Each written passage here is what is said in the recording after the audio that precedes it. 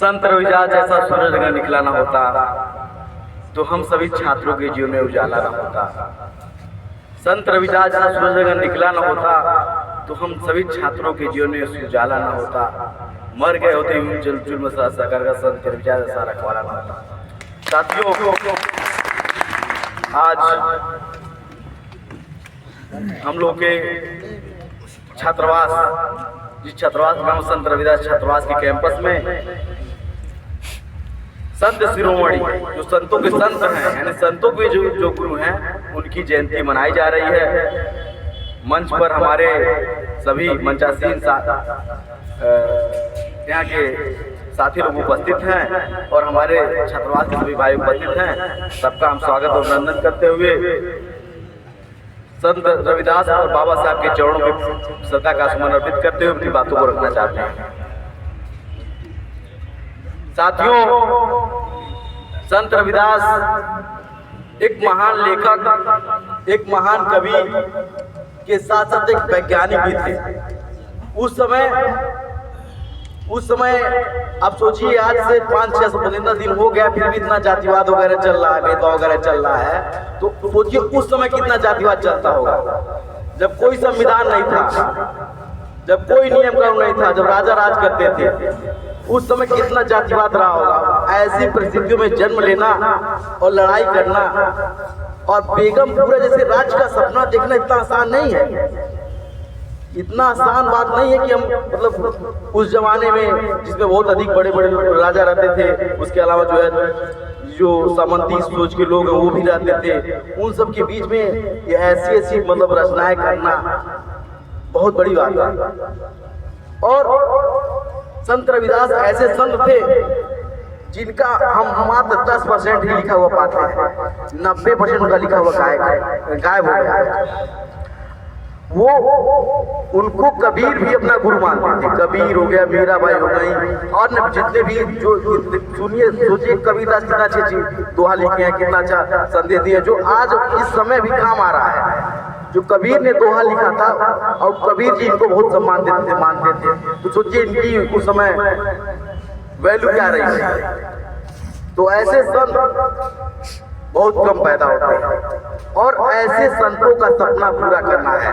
हम सभी भाइयों को जो छात्रावास में उपस्थित हैं, ऐसे संतों का सपना अभी पूरा नहीं हुआ है। अगर आप लोग इन संतों का सपना, संत रविदास जी का सपना पूरा करना चाहते हैं तो अच्छी तरह से पढ़ाई लिखाई करिए, और जब अच्छी तरह से पढ़ाई लिखाई करेंगे तभी जाकर के संत रविदास और बाबा साहब और कांसीराम का सपना पूरा होगा। अन्यथा सपना पूरा होने वाला नहीं है। जो बेगमपुरा राज्य का सपना है, इसमें अन्न सबको मिले, शिक्षा मिले, सुरक्षा मिले, एक ही बार मिलेगा। इस सरकार में थोड़ी मिल सकता है। सरकार हमारी है, ये नहीं है। इसमें तो क्या मिल रहा है, इसमें धर्म की शिक्षा केवल मिल रही है और कोई सुरक्षा मिल नहीं रही है। तो जब इन महापुरुषों को हमें सपनों को पूरा करना है तो इन महापुरुषों जैसा बनने का प्रयास हमें करना पड़ेगा। ये नहीं है कि मतलब हम बस इनके बारे में सुन लिए, जान लिए और इधर उधर घूम रहे हैं, इसका कोई मतलब नहीं होगा। तो आप लोगों को संत रविदास जी का सपना पूरा करने के लिए एक हाथ से पढ़ाई और एक हाथ से समाज की लड़ाई लड़नी पड़ेगी। और उसमें मान लीजिए आपका काम है पढ़ना, आप छात्रावास में आए हुए हैं तो आपका जो मुख्य काम है पढ़ना, अगर उसी काम को पूरा नहीं करते हैं, पढ़ते नहीं हैं, और जो भी कोर्स अपना कर रहे हैं उसकी प्रक्रिया पूरा नहीं करते हैं, तो आप कभी संत रविदास, बाबा साहेब, मानव कांसीराम जैसे लोगों का सपना पूरा नहीं कर सकते हैं। और हमें गर्व और आज फक्र होना चाहिए कि जिस छात्रावास में हम रह रहे हैं उस छात्रावास का नाम संत रविदास छात्रावास है। ऐसे छात्रावास में हमें रहने का अवसर प्राप्त हुआ है। तो जैसा कि सभी साथी लोग, जो बड़े हमारे सीनियर साथी लोग हैं जो यहाँ पर आए हुए हैं, समय की कमी भी बताई जा रही है, तो हम कहना चाहेंगे कि यहाँ पर ये लोग आते रहें और हम लोगों को जो नए छात्र हैं उनको सहयोग प्रदान करते रहें। ऐसा नहीं कि आ गए कार्यक्रम में आ गए फिर चले गए, बीच बीच में आप लोग आते रहिए। और इस समय के जो छात्र बता रहे हैं उस समय के छात्र से अधिक मजबूत है। इस समय भाजपा सरकार है, तभी हम लोगों ने कई लड़ाइयाँ लड़ी हैं। पीछे बंधा बन रहा था, कूड़ा रखा जा रहा था, उसको हम लोग हटवाए हैं। छात्रावास बंद हो गया तो उसको जबरदस्ती हम लोगों ने खुलवाया है। उसके अलावा कई सारे यहाँ ऐसे काम किए हैं जो वास्तव में भाजपा सरकार में संभव नहीं थे। अभी ये छतरवा जो है ये रोड में जा रहा था, जो 4 लेन बन रहा है ये जा रहा था, हम लोगों ने ध्यान होना ज्ञापन बंदे करके इसको दूर किया। तो आप लोगों ने जो शिक्षा दी है, जो संघर्ष किया है, उसको हम लोग अगर आगे नहीं बढ़ा सकते तो हम पीछे भी नहीं जाने देंगे।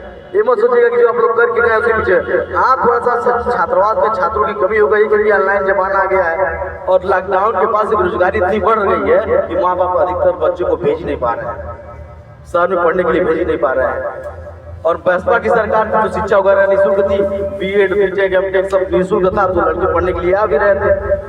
अब जो है सरकार भाजपा की है, तो सरकार नहीं है तो सरकार धर्म के लिए कुंभ का काम कर रही है। कुंभ में देखे कैसे कैसे नंगे नंगे संत घूम रहे थे ना, ऐसे संतों का मुकाबला संत रविदास से नहीं था।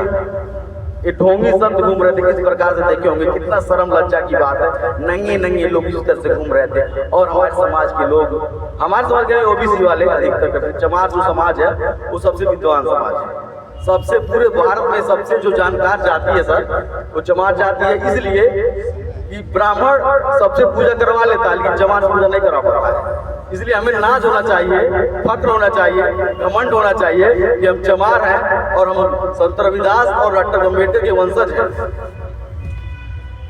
रोशनी होगी, चिराग जलाए रखिएगा और अपने मासूमों को, सपनों को साकार करने का अरमान जगाए रखिएगा। बहुत ज्यादा हम नहीं बोलना चाहते हैं। बहुत बहुत धन्यवाद।